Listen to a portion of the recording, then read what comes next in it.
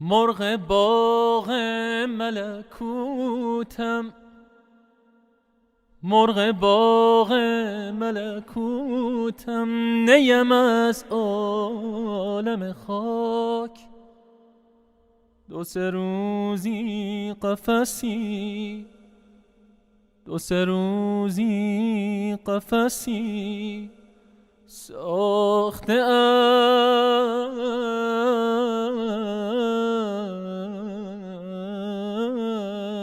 از بدنم. بسم الله الرحمن الرحيم. الحمد لله رب العالمين. حضرة فخر عالم محمد مصطفى را صلوات. اللهم صل على سيدنا محمد. 2 days ago we began working through this characteristic ghazal poem, lyric poem of Maulana Hazrat Jalaluddin Rumi Balkhi, Qaddasallahu Sirra, and we immediately became lost in the depths, and we only completed 2 lines. I think there's 13 or 14 lines in this particular ghazal, so I'll try and move a little bit faster this time. It is my intention to complete it and move on to Sheikh Ghalib's Husn Ashq in due course. So verse number 3. تو همچو وادی خشکی و ما چو بارانی، تو همچو شهر خرابی و ما چو معماری. You are like the dry valley. Remember, this is the voice of heaven speaking. You are like the dry valley, and I am like the rain. تو همچو شهر خرابی. You are like a ruined city. و ما چو معماری, and we are like the architect. Very characteristic, an emphasis on the absolute faqr, darwishi, poverty, the neediness of human beings. The dry valley, what can it be if the rain doesn't fall? The ruined city without builders and an architect, what can it be? And that's what we are. أنتم الفقراء إلى الله. You are the needy of Allah, the poor, the helpless. Now, this image that he starts with, the Wadi Khushki, the dry valley, this is one of the great oppositions, the great tensions, dialectics in the poetry of Mevlana. The dry and the wet, which again is Quranic, of course. أنزلنا من السماء ماء, and it comes up again and again, doesn't it? And it's a reminder of Al-Muhi. Allah is the source of life, but not just the source of our physical life. وَمِنَ الْمَاءِ خَلَقْنَا جَعَلْنَا كُلَّ شَيْءٍ حَيٍّ. From water we have created every living thing, but there is an inward meaning to this, which refers to the rain which comes upon the hearts. It's a good image because it shows how uncontrollable the process is. We can't make the rain fall any more than we can hope for salvation, or for Allah's rida, or for a karama, or to be born in a time of blessedness, or to have, there's so many things that we are indeed fuqara. What can we do? We hold our hands out, but the hands are empty. That's the whole point. When we make dua, we are showing Allah that our hands are empty. And that's the maqam al-faqr, the degree of helplessness. So dry, desiccated bones in need of this extraordinary thing that brings life. And in Mevlana's poetry, the body, the tan, is often compared to dust, because of course that's where it comes from. إِنَّا خَلَقْنَاكُمْ فِيهَا نُعِيدُكُمْ مِنْهَا نُخْرِجُكُمْ تَارَةً أُخْرَى. From it did we create you, to it shall we return you, from it shall we bring you out one more time. We have this close relationship to khak, dust, clay. It's the nature of what we are. So that's what we are in ourselves, we will turn eventually to dry bones, rufat, dust again. And the rain represents ruh, spirit, rahmah, that which is enlivening, that which is indicative of being, of truth, of haqq, of meaning, of content, of reality. We had the bait yesterday in the other ghazal of Rumi, where he compares the spirit to raindrops falling upon the earth. Za'asimani tutu baran bibami alime khak. You came down like raindrops upon the khak. It's the same word, the dry, dusty roof of the world. In Central Asia and Anatolia, people would have flat roofs made of clay, and that's what we are. So, in a sense, we are the clay, but simultaneously we are also the drops, the water that comes upon the clay. So, what are we really? Are we this matter? Or are we the reality of ourselves? Or is it some very subtle, strange, constitutional mingling of the two? What is the mind-body relation? Well, philosophers stagger as they try to deal with that connection. But we know it's fundamental.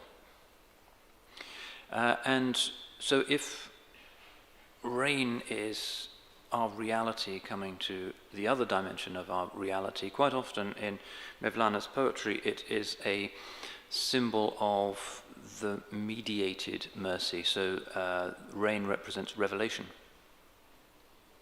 In some of his poems, Mevlana describes himself as the dry earth, and Shems is the rain that falls upon the dry earth and, of course, brings all manner of beautiful things, including the rose of divine recollection into play. So here's another example, just in the English from the Divan. When the clouds of your love rain down their incomparable pearls, 1,000 beautiful forms grow up from the heart and the spirit. Just as when rain comes down from heaven and stream, pool and limpid water are covered with tiny domes, that sometimes comes up, the image of water falling on the surface, rain falling on the surface of the water, and little bubbles, that's what we are. Mysterious. Is it real? How long does it last? That's our life. And then it disappears back into being, back into the unknowable, and more appear. So sometimes, again, in Mevlana's poetry, we find a comparison of the Holy Prophet to a cloud. The Arabs are like in the desert, suffering from darkness and ignorance, dryness, drought, and the Holy Prophet ﷺ is a jewel-carrying cloud, which in his poem stretches from Istanbul to India, shedding its gems over the hearts of the Muslims. This is often also identified with another of his polarities, which is that between suffering and healing,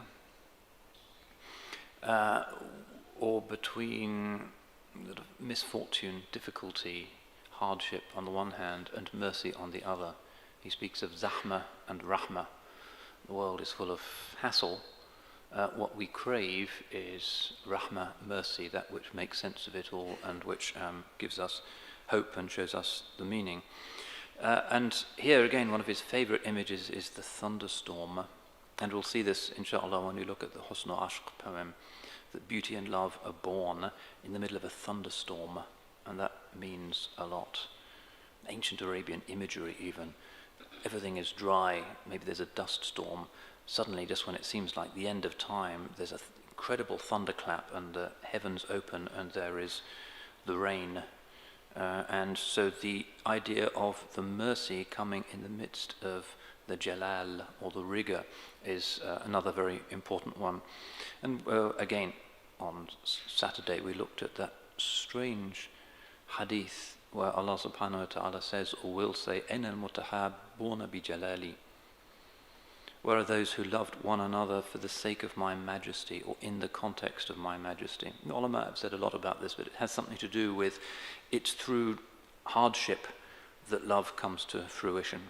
And of course, in our tradition of metaphorical romance from the Layla wa Majnun stories, on Husn Ashq is, in a sense, consummation of all of that, you have this idea that love comes at a price. You weep tears of blood. It's through the rigor, the extraordinary pain of separation, misfortune. Layla's encampment has disappeared through that hardship, that zahma, that eventually the fullness of the consummation takes place.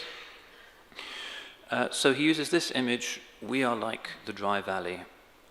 Allah's mercy is like the rain. And then in the same line, he says that we are like a ruined city, and the Creator is the architect. And again, another big image in our civilization, in our poetry generally, the idea of the shahr, or the city.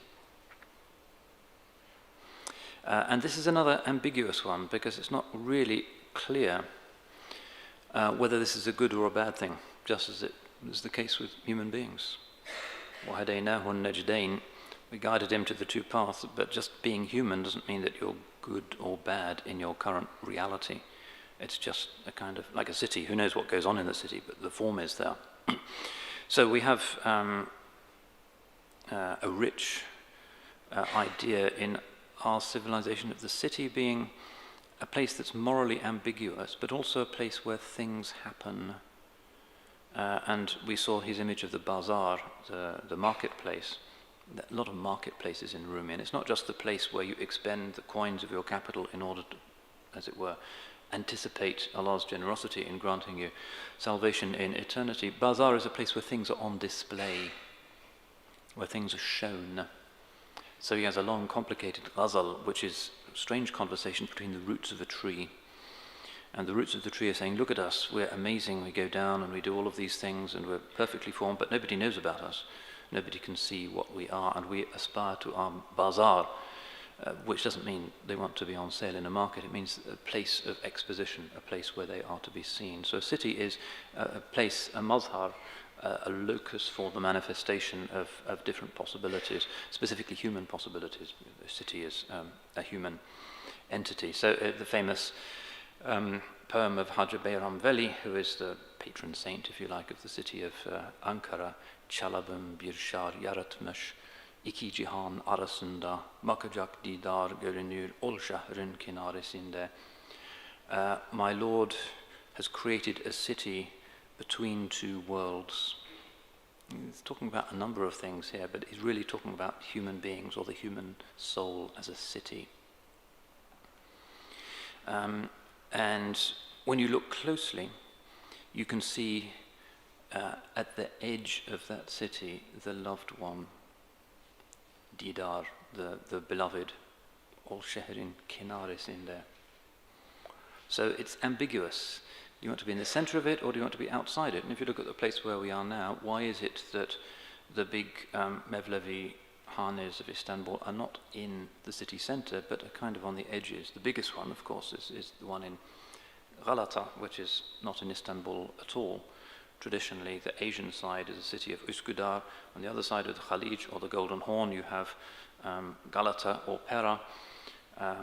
And this side is Istanbul. But we're outside the city's gate, so we're not in Istanbul here, we're outside, as in Hacı Bayram's poem. And the Sultan, when he came, would ceremonially leave the city. There was a special ceremony for him leaving the city gates, and he would come to the gate, go down, sit up there to watch the dhikr, the sama'. And the reason why they did this was to get away from the disturbances, the worldliness of the city. An ambiguous place of vice. So here's a little poem that I like. Kim ki İstanbul içre tevbe edip dirse bir dahi içmezem sahba, i'timad elemen sezmi anen Galata ihtimalı var zira. The great ambiguity of Istanbul's traditional geography was there's all kinds of, like for instance, if you were a woman and you'd had an argument with your husband and you went off in a huff, you'd go to Üsküdar, over the sea until he'd seen reason, then you'd come back again. Lots of sort of stories about that. Mother-in-law is always in Üsküdar. But on the other side of the Golden Horn, you have the Europeans, you have the Christians, you have the Greeks, the Armenians, the Italians. So you have alcohol. no alcohol in this part of town, but there's alcohol over there. So in this poem, he's saying, watch out for the one who says, I made my tawbah in Istanbul, because Galata is not so very far away. And the pun is, of course, Galata is like Galat, which means a mistake, because the place is full of the brothels and the gambling dens and alcohol. So, and that's our condition. We can repent in this wonderful place, but there's always the possibility of backsliding. So that's the ambiguity of the city in this. But it's also, of course, an extraordinary place of learning and blessings. If you want to study with the ulama, generally you go to the city. So if you went to Ayub Sultan yesterday, you'll have seen perhaps the line of Turkish poetry next to the mihrab. Yetişmez bu şehrin halkının bir ni'meti bari Habibi Ekremin Yara Aba Ayyub al-Ansari. Is it not sufficient pride for the people of this city that they should have amongst them Abu Ayyub al-Ansari? If it was just him that was here, that would be enough to make this an extraordinary city. So there's blessings and miracles here as well. Lots of poems from the ulama about İstanbul. İlm ile marifete cai kabul olmaz illa ki eğer İstanbul mevliri menşei eshabi himem terbiyethane esnaf-ı ümem ne kadar varsa eshabi kemal hep İstanbul'da bulur istiklal. So on. They're always going on about this. Sometimes poems written to kind of boast of the fact that they've got big jobs in the big madrasas in the cities where their sort of younger brothers are off in some little town in Anatolia or Bosnia. So, however much you may travel, as far as Kabul, ilm can only be found in Istanbul. It is the birthplace and the place of growing of the people of true determination and the training ground of the different professions of all of the nations. However much scholars may develop in other places, their full independence as scholars only takes place in Istanbul. So lots of boasting poetry like this. One more. Bir kanini amdır ki anın gevheri ikbal, bir bağı iremdir ki gülü izzu aladır. Herkes erişir anda muradına aninçün, dergahları melce erbab-ı recadır. Kalay maarif satılır suklarında, bazari hüner me'adeni ilmi ulamadır. Which is by Nedim, who's one of the great, really fancy Baroque Ottoman poets. It is the mine of blessings. In the mine of blessings, this is the most favored jewel. In the gardens of Iram, this is the most beautiful rose. Whoever comes here shall find that which he desires. Its dergahs, its places of Sufi gathering mainly, are the place of resort of people of high aspirations. The treasures of knowledge are on sale in all of its markets. It is the quarry of ilm and of the ulama. So, again, just another example of how the city is an ambiguous place. Countryside, sometimes a place which is healthy and pure, rather like the ancient Arabs had the idea that the desert around Makkah was a healthier place for children to be brought up in, but the city is where it's at. So that's the ambiguity of the human soul in the complex metaphorical language that these poets like. You have to have the city, you have to have Bani Adam, it's what everything is about. But this is where there's dirt in the streets and there's women of easy virtue as well as the great ulama. It's the ambiguity of the human condition.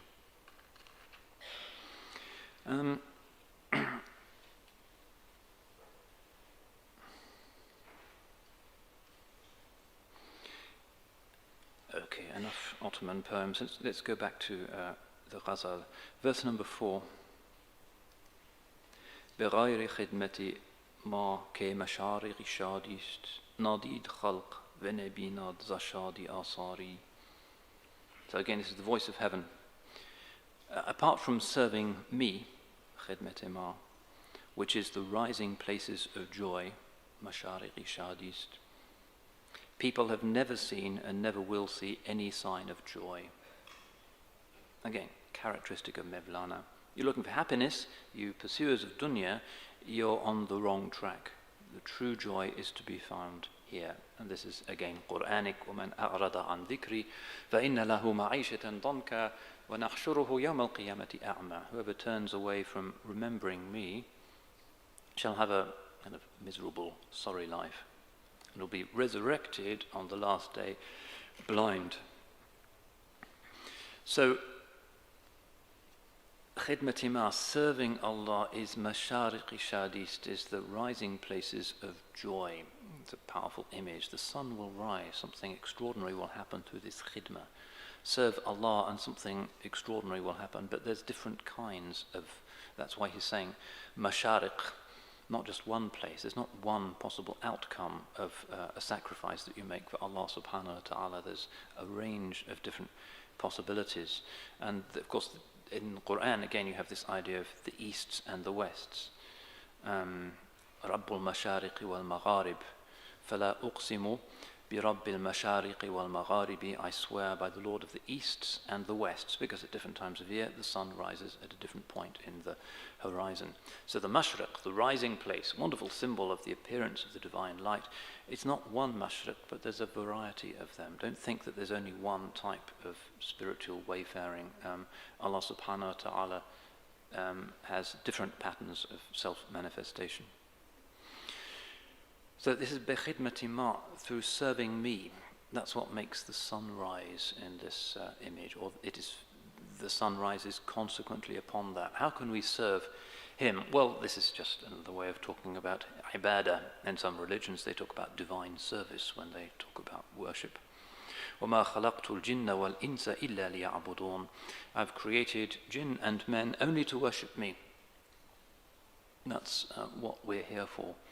Everything else is kind of misunderstanding, just passing the time of day. Not so smart, given that our lives always diminish and never increase. The story of Junayd al-Baghdadi, who heard a ice seller on the streets of Baghdad saying, I can't remember the Arabic, "Help the one whose capital is diminishing." And he faints because he realizes that's the state of us all, our lives constantly getting less. So with that capital, what can we do? Again, it's the naqtit, or the coinage with which we trade, in order to have some possibility of profit in this bazaar, the place where things are on display. Now, these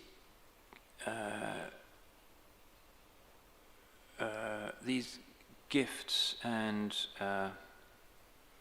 that Allah subhanahu wa ta'ala has given us, which lead to different kinds of joy, are distractions if the joy that we find in our professions and in our chosen way of life is not an expression of, or a derivation of, or leads on to that true shadi, that true happiness. So if you're looking to sanctify your vocation as a medic or a lawyer or whatever it might be, see if you can link somehow, this is where inner reflection is helpful, see if you can link the satisfaction that you get from that job, not to the ego's desire to be praised by colleagues or to be in line for promotion or just to feel satisfied that you've written the report well, but instead to link it to the higher happiness, to make it an expression of the dhikrullah subhanahu wa ta'ala. That's very important for Muslims working in the busy modern workplace, because historically most people who are in the workplace belonged to guilds, and the guilds were sacred sort of fraternities, the asnaf. If you were in Istanbul a couple of hundred years ago and you wanted to learn anything, bricklayer or tasbih maker or whatever it might be, you would join a guild before you're allowed to do anything. And the guild's degrees, 7-year initiation, involved spiritual practices connecting that guild to a particular type of symbolism. We've lost that nowadays. They just don't tell you the symbolism of anything when you go to a modern university. It's just mechanical inculcation of information.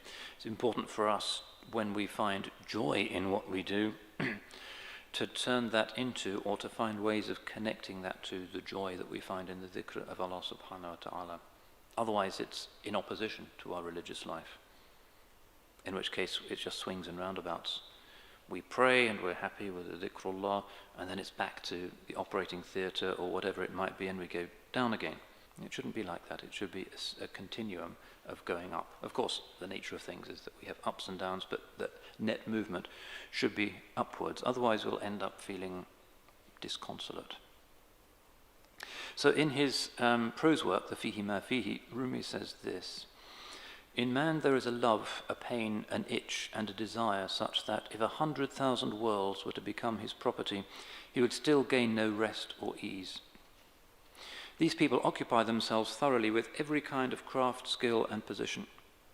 They learn astronomy, medicine, and other things, but they do not find peace of mind, because their goal has not been attained.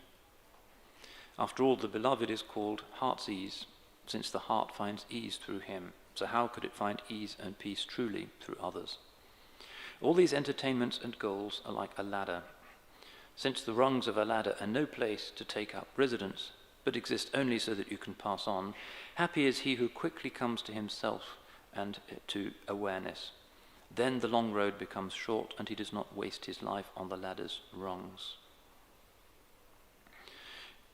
And here the idea in Rumi of happiness, of really doing something that is purposive, that has an end, that isn't just the golden handshake and then the retirement and then the care home, but is moving up towards something extraordinary, the true happiness, rather than the anxiety of the person who thinks that even after all of these little drip-fed increments of esteem in the modern workplace, eventually it's all for nothing. But instead, the one who genuinely has a sense that he's going somewhere and has a little foretaste of that destination in the garden of his own dhikr, that he starts to taste what the Qur'an speaks of as wilaya. And the Qur'an does speak of wilaya in terms of happiness.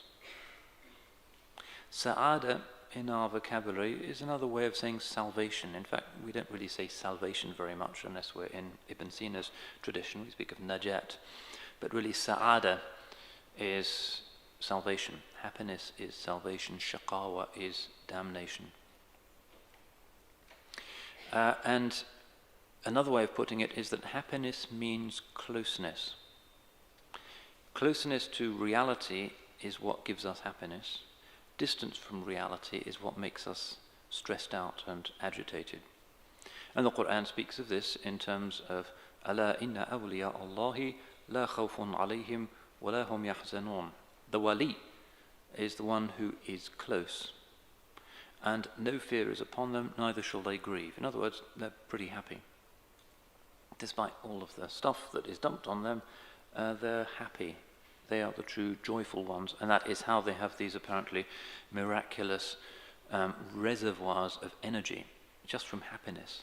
It's like the happiness of the child on the beach that runs from dawn until dusk, and you've no idea how the energy is possible, but the child is just so happy to be there that it's just the happiness generates that energy, and that simple fitri, spontaneous happiness is connected to the happiness of the true believer who is energized. And if you're going to understand the extraordinary accomplishments of the Sahaba, radiallahu anhum, think about them as representatives of what the Turks call the Asri Sa'adat, the age of happiness. Their victories, their energy, their transforming of the world came from that extraordinary dynamism called human happiness. And that is, in the Mevlevi tradition in particular, the reason why they turn. Rumi was so delighted with his Lord that he stood and he turned, according to the story, outside the goldsmith shop. He heard the tinkling of the goldsmith's hammer on the gold, and it just reminded him of the name of his Lord, Allah, Allah, Allah. And he stood up in the market and started to turn. That's joy. And we don't have enough of that joy, I think, in our communities nowadays. We have the kind of zahma, agitation, lack of it. And that's just because of the weakness of our connection to the one who continues to be Al-Qarib. But Allah subhanahu wa ta'ala has told us to look at the world, and we can find it in that. We can find it in nature. the deep, joyful stillness that comes through the contemplation of Allah's signs. Sheikh Sa'di says, "Bejihani khurram as anom ke jihan khurram as ust." I am delighted in this world because this world is delighted in him. The happiness that the world displays, the joy of the flower, of the beauty of young people, the delight of children, the joy that is intrinsic in the nature of the world. We are in this place between the tombs of Sayyid Nizam and Merkez Effendi. This whole district is called Merkez Effendi. We might talk a little bit more about them later on. Merkez Effendi is a very, very popular mazar, and you should walk just up the road, and it's the brick minaret that you can see from outside. It's an extraordinary place. Merkez Effendi lived in the early 16th century, in the time of Qanuni Sultan Suleiman, and his sheikh was Sunbul Effendi. Merkez Effendi was a fairly ragged, rather unremarkable dervish, but he loved his sheikh. And the sheikh, Sunbul Effendi, was getting old and wanted to designate a successor, somebody who will take over the place where they would sit, the post nishin, somebody sitting on the sheepskin, which is the sign of the sheikh's position in the Turkish tradition. Of course, the murids all really wanted to know who's going to be in charge. Will it be me? Will it be him who's in charge of me? It was a big thing as the sheikh grew old, and the sheikh announced, "Today I will decide. I want all of my murids to go out into Istanbul and to the gardens around here and to bring back to me the most beautiful flower that they can find." And the murids all look at each other, but they all go out, and in the end of the day, they come back, and one of them has found the most incredible blue tulip and places it at the feet of Sunbul Effendi. And another one has found this incredible narcissus, and nobody's ever seen anything like it. But Merkez Effendi, the little dusty murid, isn't there, and eventually he comes just before the azan for Maghrib, and he brings a dead flower, a dead rose, and he puts it in front of his sheikh. And everybody says, "What's that?"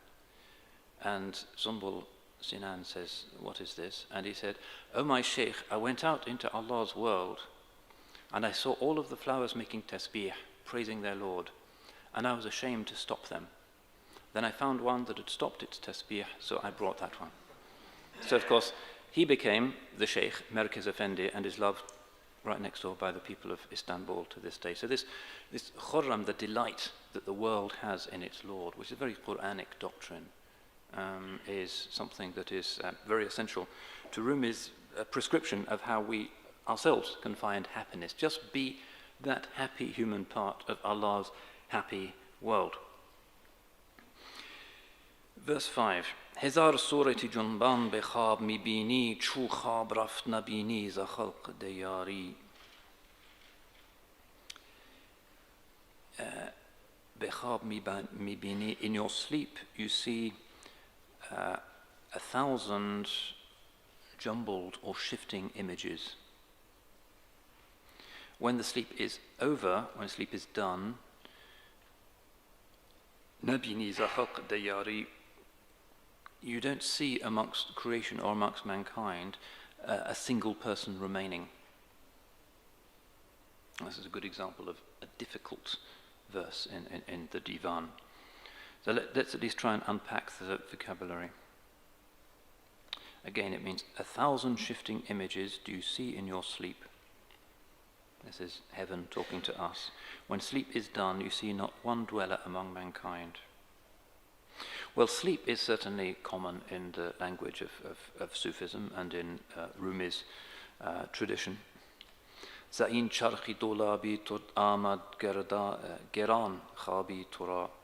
Feryad azin umre sebki zinhar azin khabe geran.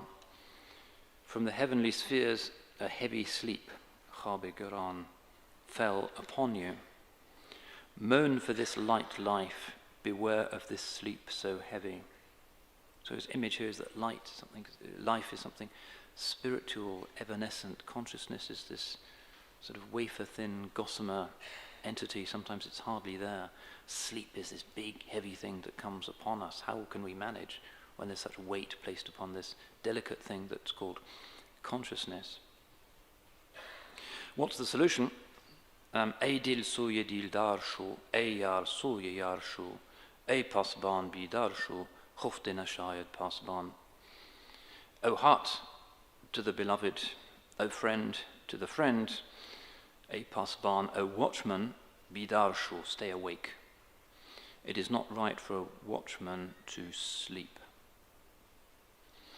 So that seems to take us a little bit further forward in this idea of in sleep we see 1,000 jumbled dreams. Sleep is our enemy. It's the enemy of consciousness. This is the religion of huzur, attentiveness.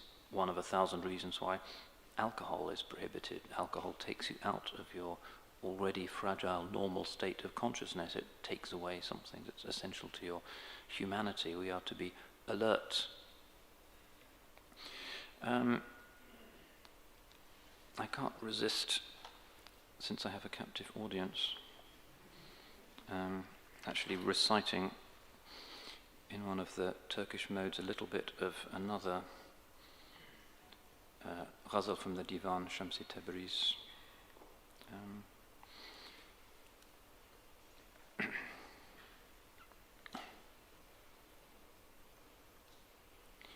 Ey aşıgan, hengame kuch ast az cehan. Dar gushe canım mirasad, table rahil az asman. Salli Rabbi alen nebi, الهاشم المطلب صاحب أصفى النسب وآله وصحبه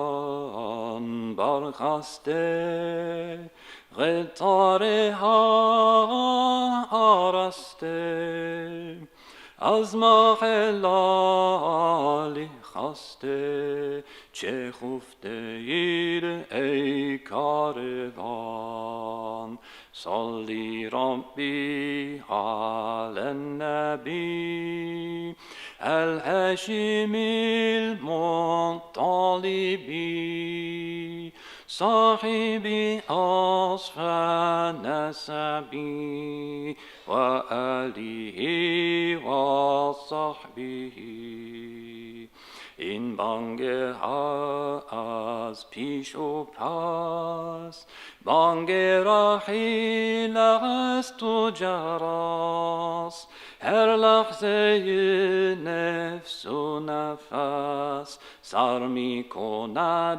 در لامکان صلی ربی علی النبی الهاشم المطلب صاحب أصفى النسب وآله وصحبه ای دل سوی دل دار شو ای یار سوی یار شو ای پاسبان بیدار شو خفته نشاید پاسبان صلی ربی علی النبی الهاشم المطلب صاحب أصفى النسب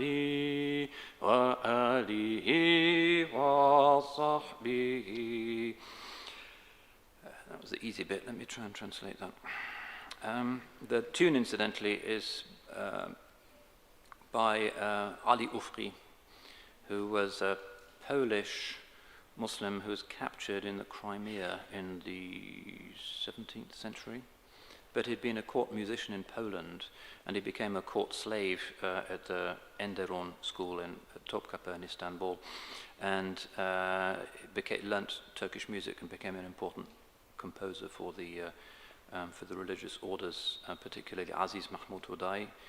If you visit that place in Üsküdar, he became from the Jalwati Tariqa. And he's interesting, one of the great innovative Ottomans.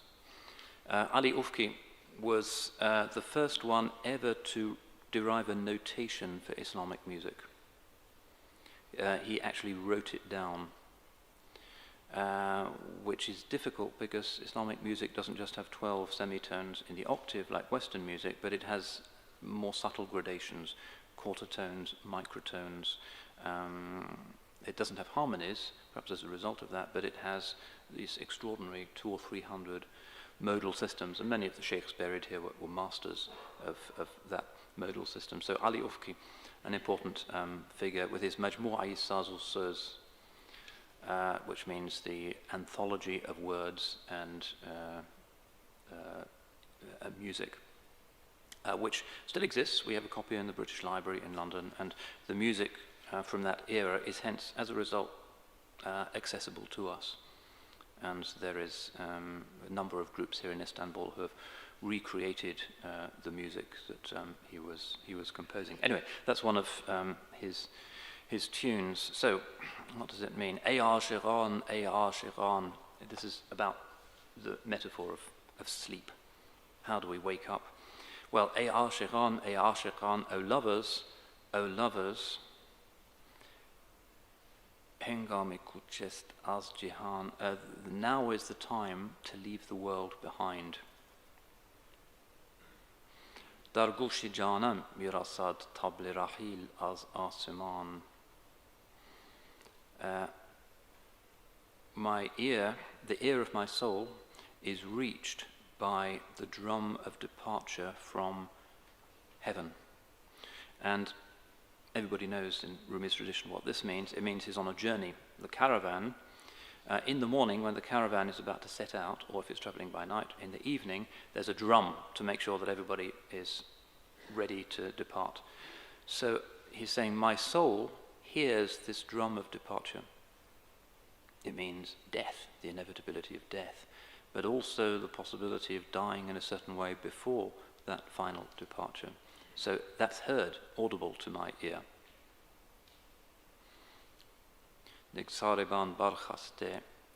The leader of the caravan, Sareban, or the camel driver, has stood up and he has made the line of animals straight.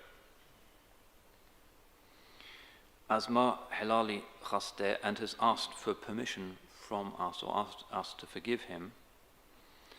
In other words, he's going around waking us up, saying, the caravan's about to leave. Che khufteid, ey caravan. You caravan travelers, why are you still asleep? So somebody is, as it were, hitting us with a stick. And this is important because, of course, this could be the Holy Prophet sallallahu alaihi wasallam waking us up so that we can travel. It could be the sheikh, it could be the spiritual guide, it could be the voice of heaven itself. In bangeha az pishu pas.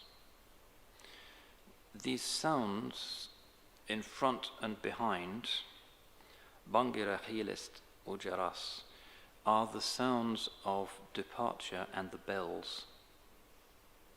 So he's talking, I don't know if he's talking about the caravan driver making the noises, or just everything that you hear in the world is like the bells which indicate that the caravan is moving on. That's how you should use your gushe-jan, the ear of your soul. Everything that you hear is telling you this is all passing away.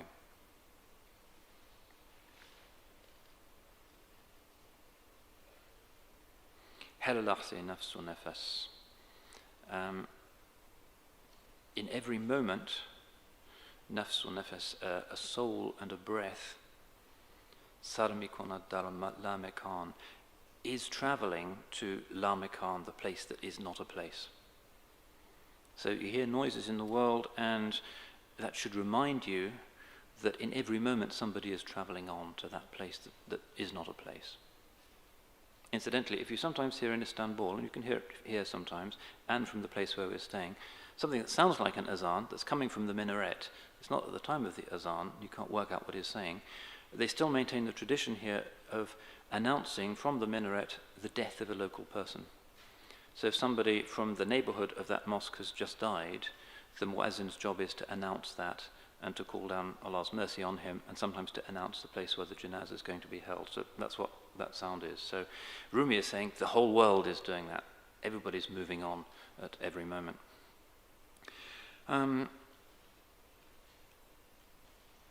Okay, so then he talks a bit about the dangers of this sleep. And then, Ey dil soye dildar sho, O soul, seek the one who ravishes the soul.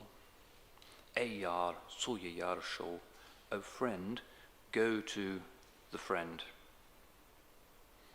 Ey pasban bidar sho, O watchman, wake up, be wakeful. It's not right for a watchman to fall asleep.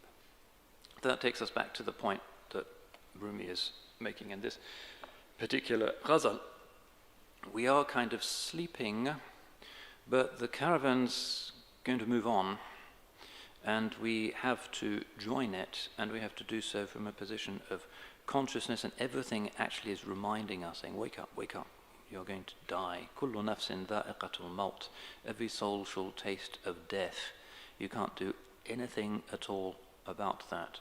Allah has decreed its time and its place and its why and its wherefore. That is set. Wake up. Don't sleep. Don't hang around, because this world is full of treats, but it's not about those treats. And then the second half of this verse 5, how does it go? Chu khabraf nabini zakhalq dayari. When the sleep is gone, you don't see anybody amongst humanity. Now, dayar, rather unusual word in Persian, and presumably what Rumi is reaching for is the dua. I think it's the dua of Sayyidina Nuh alayhi salam. Rabbi la tadhar ala al-ardi min al-kafirina dayara. O Allah, do not leave one dweller upon the earth of the unbelievers. So, knowing that his audience were aware of that usage of this slightly unusual word, dayyar, Rumi is saying that once that sleep is gone, you won't see anybody staying amongst mankind. Nobody's going to hang around. If they're awake and they can see the caravan moving, they're all going to head for that, because that's where it's at. They're only not joining the caravan of reality, the caravan that in this world, in places such as this, will take them from the sleep, khabi ghaflet, sleep of forgetfulness, to reality. The only reason why they're not joining that precious caravan from dream to truth is because they're in sleep, so you need the man with the stick to wake them up. Verse number 6. Biban chishmi kaj ve bargushay chishmi khirad kinefs hemchu khar uftad behirs afsari. Biban chishmi kaj. Close your wall eye. And some people have an eye that's not focused, that's not in the right direction. Close it and open Cheshmi Khirad, the eye of wisdom. And again, this is about the idea of waking up. Bidar Shodan. Kinafs Hemchu Khar Uftad. Because the lower self, the nafs, is like a donkey. Wahirs Afsari, and its desire is its nose bag. Classic Rumi image. The nafs is like a donkey, and it just wants to move from mouthful to mouthful, pleasure to pleasure. It's just a donkey. And the desire, the shahwa, hawa, is something that's like attached to it, a nose bag, and that's the state of modern man, really. The function of modern civilization seems to be just to give people bigger and bigger nose bags. That's all it is, but there's no final telos, no final point to people's lives. A civilization that doesn't have a higher mission, that doesn't seek to transform people into something that's categorically above their desires. It doesn't give them a horizon of eternity, of nobility, of the sacred. It's just about the nose bag. And because The nose bag's pretty interesting nowadays, particularly thanks to the electronic treats that we have. We're quite content just to be donkeys, standing still, munching and munching and munching. But Rumi is saying, don't be like that. That's what the nafs is. You're not really a donkey. So we have to close the crooked eye and open the eye of wisdom. And again, the eye, cheshm, ayn, fundamental in our literature. And this is Quranic as well. He's not talking about the eye that is one of the panj khawas, one of the 5 senses. He's talking about the inner eye, inna sam'a wal basara wal fu'ada. The Quran says that hearing and the eyes and the eyesight and the heart as an instrument of perception, cheshmi dil, or here cheshmi khirad, the eye of wisdom. So Rumi says, this is in translation, though the lover has sniffed the musk in remembrance of me, that's like hearing the drum of the caravan drover. Only a beginner on the path wanders around like a child saying, where? That's the beginning religionist. He hears the tabli rahil as asuman, the drum of departure from heaven. He's not used to looking up, because donkeys don't look up. He's saying, where is this? And that's the misunderstanding of a certain type of theologian, that there's a divine khitab, a divine discourse, and a certain inference about unity behind the multiplicity of the world. And he says, where is it? Where is it? How can I put it into the words whose analogical and logical interrelations are determined only by this world, and hence can't reach beyond? وَهُوَ يُدْرِكُ الْأَبْصَارِ. Allah subhanahu wa ta'ala can give you that knowledge, but it can't come about just through extrapolation from stuff in the world, because this is a finite world. How can analogies in the finite world help you to determine what is infinite?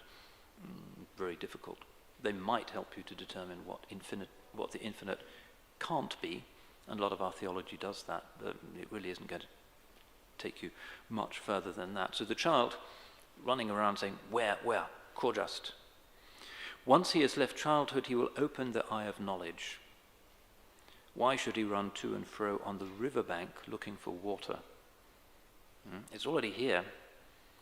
We're right next to this Denizin Kinara, the side of the sea. We're there, but we don't see it because we're asking the wrong kind of questions. The theologian is useful in his sort of combative way, but he doesn't answer the questions on the level that will enable us to activate what is deepest within us. The theologian cracks syllogisms and chops logic, but he doesn't deal with the deep detection that the human soul is capable of this fragrance.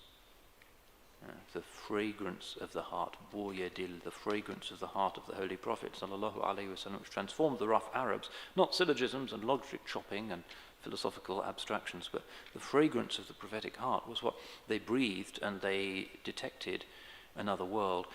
The theologian doesn't do that, and that's why it's indispensable to have another path to knowledge that doesn't replace it, but certainly can take you further. It can be protected by it. The theology can protect you from when you're in an ecstatic state saying who knows what.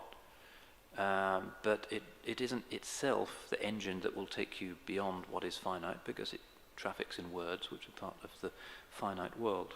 So you need to go beyond the state of the child, running around saying, where? It's like that slightly dubious joke about the 2 children, naughty children in Maktab in Pakistan, and they have a really strict teacher with a stick. And one day they come to the teacher with the stick, and he's really angry because they've been playing truant. And the teacher says to them, "Where is Allah?" And they look at him totally terrified. And then they start crying, and they run back to their mother, and they say, "Oh, mother, I think we're really in trouble now. They've lost Allah." That's not the question. Rumi is here saying the child runs around saying, Khojast, where is God? That's using the wrong kind of language. That's the kind of atheist radical misunderstanding of what religion is doing. Religion is using a level of consciousness and communication and transformation that is beneath, deeper than the level of speech. And at the highest point of his mi'raj, the Holy Prophet ﷺ saw, speech doesn't go there again. مَا كَذَبَ الْفُؤَادُ مَا رَأَى. The heart didn't falsify that which it saw. We'd like to be told in those verses in Surah An-Najm what he saw. What did he see, sallallahu alayhi wasallam? But we're not told that. The language is elusive necessarily. We are told that he saw, sallallahu alayhi wasallam, at maqam qaba qawsayn, but not what he saw. And look at what he's seeing.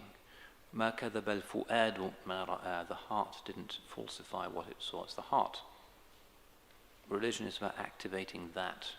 And the mind is fine, the body is necessary, but the heart is really that which enshrines the ruh, which is that part of us to which the angels can justly bow, which is what can take us up to these extraordinary degrees. But we are unfortunately not people of the Mi'raj. We're not even the Buraq. We are like donkeys, most of us, occasionally thinking a little bit in our ibadah, but most of the time it's just about when is the next pleasure coming, what does he think about me, what might I do to get that job, just chatter and following the nose bag. Part of Rumi's image is the idea of the donkey that is turning a mill wheel, and the donkey is blindfolded, and his halter is tied to the arm of the mill wheel, and he's got this nose bag with something in it, and he just goes round and round and round and round and round, but he's interested in what's in the nose bag, so he doesn't really notice that this is not perhaps the best way he could be spending his days. That's the image Rumi likes to use of human beings. And often a modern career is exactly that. They take you at the age of 24 or 25, and they slot you into their hugely efficient machine, and they give you something sweet, a bit of treacle perhaps in your barley, and you go round and round and round every year. I'm an academic, I do that, and every year it's the same, round and round and round. And then you retire and you're kind of clapped out, and they get another donkey, and that's all it's about. Rumi is saying, don't be like that. Of course, shoulder to the wheel and help society. This is not a tradition of monks, but still, don't be only that. Whatever you do, don't be only that. The afsar is not what the dunya is for, the nose bag. And there's a pun here in this poem. Afsar and asfar. Some people are created for journeys, asfar. Other people seem to be created just for the nose bag, afsar. And we have to decide whether we want to be travellers to spread our wings, or whether we're just happy going round and round. How long have I got? Who's in charge here? 3 minutes. I don't think I can do number 7 now. Let me...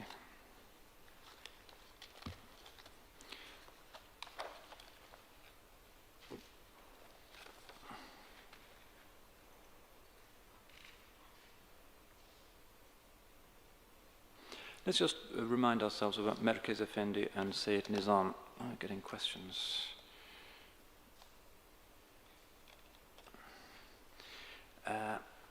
We are here, and this is one reason why Malkoç Pasha, I think, determined on this place for the tekke, between strategically 2 of the great places of Istanbul, Sayyid Nizam just to the south and Merkez Effendi just to the north. They were contemporaries and they were friends, and indeed Sayyid Nizam's janazah was led by Merkez Effendi. Merkez Effendi, you'll remember, is the one who brought his teacher the dead flower and became the sheikh. He came here for the sake of ilm from Saruhan, which is in western Anatolia. First he went to Bursa in order to study, a hadith scholar, and then he came to complete his studies to Istanbul. And at the age of 30 he became a mudarris, he attained his ijaza and became one of the major mudarrises of the city, and he was respected by the ulama. He became close to Shaykh al-Islam Abu Sa'ud Effendi. Perhaps yesterday when you visited Ayub Sultan, you saw the grave of Abu Sa'ud, Sahib al-Tafsir, one of the great Ottoman scholars. And then, as I indicated, became the Khalifa and the successor of Sunbul Effendi, and actually married his daughter and taught here. He had a zawiya here and learned. And these areas, at the moment, if you walk around, you can see it seems to be wasteland, car parks, factories, and then you have an amazing, exquisite place like this with a few graves around it, and then there's more sort of junk beyond. But in fact, until 80, 90 years ago, when you came out of the city walls in Istanbul, you would see graveyards everywhere, huge graveyards. And dotted around the graveyards would be masajid, for janazah and for people to go to pray when they were making ziyarah, and Sufi lodges like this, dozens of them. Before the 1920s there were 400 active Sufi tekkes in Istanbul. And this area was particularly busy with the Yeni Kapı Mevlevi Hanesi, probably the third most important Mevlevi house in the world. Probably the one in Galata was more important, of course the headquarters in Konya. One in Salonika probably was the fourth, which no longer exists. And they would have awqaf. So the lands of this tekke once stretched all the way to the city walls, and they would have fields where the dervishes could grow things, and the graveyard was much bigger. And all these other areas similarly were sort of sacred complexes. And then in the sort of mid-20th century they built this ring road which covered a lot of the graves, and then they had rubbish heaps out here, and a lot of the graves were demolished and light industry sprung up. So it's only recently that they've been recreating these places, but still the major ones exist. This exists, Merkez Effendi, which if you go there it's always very busy, and Sayyid Nizam. Sayyid Nizam, also early 16th century. Ahmad Abu Nasim al-Husseini, he's a Husseini Sayyid. He's from Baghdad, and he comes to Istanbul at the time of Sultan Salim, when the Ottomans are conquering those places, and was recognized by his closest disciples when he was on Hajj, and during the Hajj, in front of the Wajihah, the tomb of the Prophet sallallahu alaihi wasallam, his murids heard a voice, "Ta'ala ilayya ya bunay." They heard that clearly, and they saw the tomb of the Holy Prophet sallallahu alaihi wasallam seemed to be bathed in light. And he told them all, "If you ever tell anybody while I'm alive, I'm no longer your sheikh." Nobody breathed a word until after he died. The story became well known. That's just one of his many karamat, many of which are associated with the famous Hajj that he made. And that's a great place to visit as well, Sayyid Nizam, which is just south of here. If you look at if you've been on the tram, you can see there's actually tram stops now. Sayyid Nizam, and then Merkez Effendi, Cevizli Bagh, which is the one just up here. So this is an extraordinary place. This is not some kind of rust belt. This is some of the most blessed places in the Islamic world. We're here and continue to be here. So inshallah, in these places we will observe the correct adab, because none of us probably really deserves to be in this place where so many great ones have achieved their spiritual breakthroughs and gone into long retreats. The cells underneath the building, perhaps you saw where the dervishes would go into their chilla, their retreats. This was a way of real, complete dedication to Allah subhanahu wa ta'ala. A place that was beautiful, sheikhs would grow roses and the sultan would visit, but also a place, a very serious spiritual work. So we ask Allah subhanahu wa ta'ala not to deprive us of the blessings of this place, and to give us correct adab, and to help those who are reviving and resuscitating these places to be inspired with true vision and to accept their intentions, and inshallah to multiply these places and to make them once again places where hearts may be healed. Assalamu alaikum wa rahmatullah wa barakatuh. مرغ باغ ملکوتم، مرغ باغ ملکوتم، نیم از عالم خاک. دو سه روزی قفسی، دو سه روزی قفسی ساخته